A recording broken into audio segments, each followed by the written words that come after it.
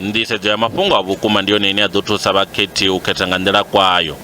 Izwi zwifhi ndi zwa ndeme zwihulu zwino nga tshifhinga tsha khetho hune vhakhethi vha ḓo vha vha khou ḓitika nga nyanḓadzamafhungo u ḓivha uri vha khetha nnyi nahone hani.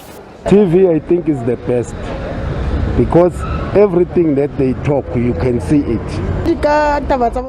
With WhatsApp, we often get fake news that end up confusing the nation.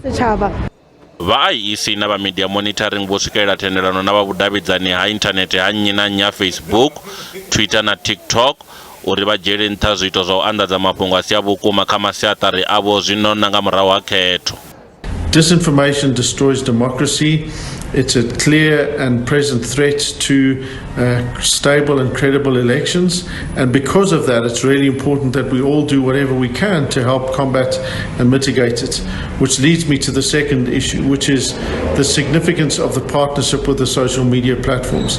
That's a hugely important thing, and it's an incredible achievement that the IEC has managed to pull off with us, precisely because it's about saying all the four of those platforms, so Twitter, Facebook, Google, and TikTok, have said yes, we acknowledge and understand the importance of the elections. Zwifhi ndi zwa ndeme uri vha nyanḓadzamafhungo vha si tende u fhumudzwa, u tsikeledzwa na u kaṱudzwa kha kuvhigele kwavho kwa mafhungo. Media freedom is interlinked with the right of the public to know.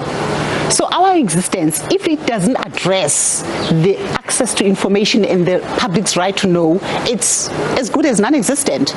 And here's the other problem is, we know censorship. Censorship is despicable and censorship is repulsive because what it does, it erodes the same right of the public to know. Zwa zwino musi ho tou sala maḓuvha mavhili fhedzi uri vhakhethoni vhakhethi vha khou itelwa khuwelo uri vha thanyele mafhungo a si a vhukuma.